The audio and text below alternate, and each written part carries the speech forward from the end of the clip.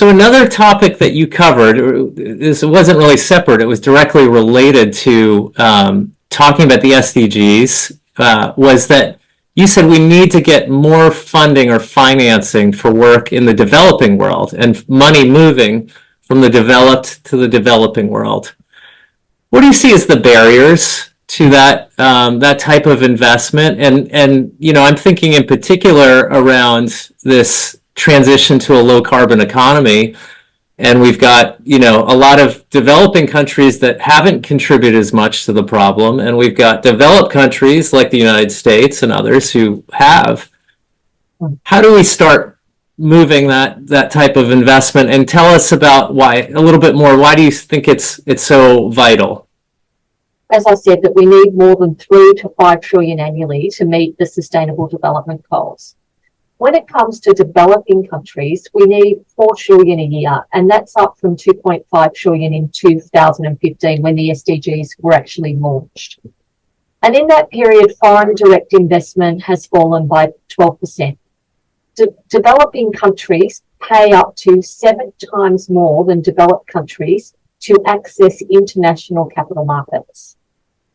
When we think about, as you were talking about, the transition to low carbon, allocation to renewable energy has tripled, and that's fantastic, but the lion's share is going to developed countries.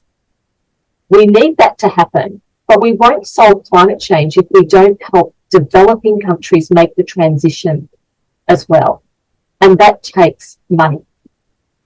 In the investment world, I think we talk a lot about having a just transition. A just transition means one where we consider communities and the workers in the coal sector, etc., etc. Important issues. Communities that are affected by issues to do with closing coal plants or gas plants or oil plants, etc. But we only seem to extend this thinking about a just transition to the developed world and workers in the developed economies.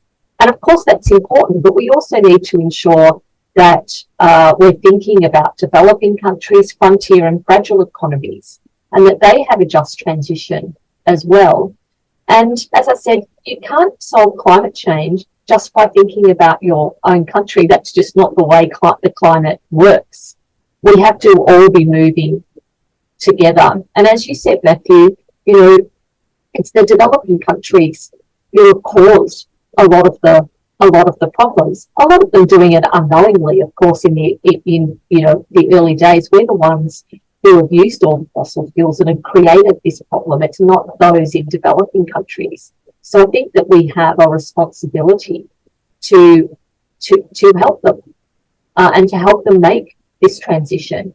And we see again in the climate talks that are happening at the moment that money gets put aside for developing countries.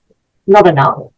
But then there's not a pipeline of investments. And we see that a lot of the private sector, because of enhanced risk that they see, don't want to invest in the developing world. So we really need to be able to solve these problems.